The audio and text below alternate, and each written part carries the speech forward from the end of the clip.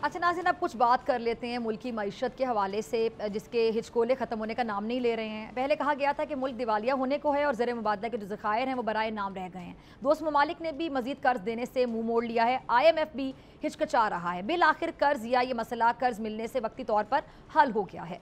IMF कड़ी शराइत के साथ कर्ज देने पर बामुश्किल राजी हुआ और हुकूमत ने भंगड़े डाले, मुबारकबादें दी कि एक माह सर कर लिया है। अब इन शराइत पर अमल दरामद का वक्त आया और हुकूमत ने आगाज़ किया है तो इसके खिलाफ एहतजाज शुरू हो गया है। इस्लाहात या फिर राइट साइजिंग के नाम पर होने वाली सरकारी मुलाजिमीन की छांटी पर शदीद रद्द अमल से हुकूमत बैकफुट पर चली गई है और महंगाई के हाथों अपनी खराब होने वाली साख बचाने के लिए हुकूमत ने पंजाब और इस्लामाबाद में बिजली के बिलों में रिलीफ दिया था और इस पर भी IMF का एतराज़ आ गया। यानी बिजली के बिलों में मजीद रिलीफ मुश्किल है। और साथ ही आज वज़ीर ख़जाना ने भी प्रेस कॉन्फ्रेंस में ताजिरों को टैक्स में छूट देने से इनकार कर दिया है और FBR के हवाले से भी टैक्स हदफ की तकमील पर शुकूक व शुबात किए जा रहे हैं। फिर निजकारी भी होकर नहीं दे रही। अब इस सारी सूरत हाल में मुल्की मईशत कहाँ खड़ी है, मुश्किलात क्या हैं और क्या हम वाकई दिवालिया होने को हैं, जैसा कि इन दिनों कुछ माहिरीन ये कह रहे हैं।